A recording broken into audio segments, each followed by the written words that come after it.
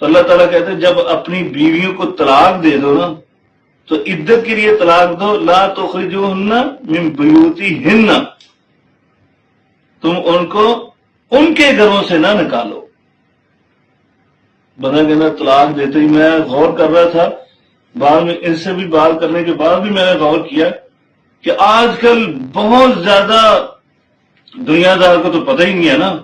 پچھلے دنوں ایک طلاق کا مسئلہ آیا، ساتھیوں کو کہیں پتہ ہے، ان کو تو پتہ ہی نہیں ہے طلاق دینی کیسے ہے، کیا معاملات ہے طلاق۔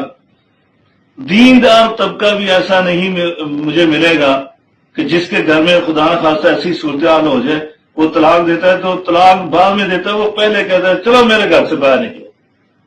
اللہ تعالیٰ قرآن میں کیا کہتا ہے؟ طلاق دینے کے بعد لا تخرجوہن من بیوتہن، تم ان کو ان کے گھروں سے نہ نکالو۔ کن کے گھر ہیں؟ بیوی کا گھر ہے۔ یہ نہیں کہا لا تخرجوہن من بیوتکم، تم اپنے گھروں سے ان کو نہ نکالو۔ کیا نقطے کی بات ہے؟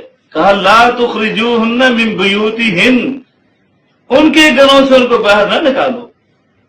یعنی یہ گھر جو ہے نا، یہ تمہارا گھر نہیں ہے، یہ کس کا گھر ہے؟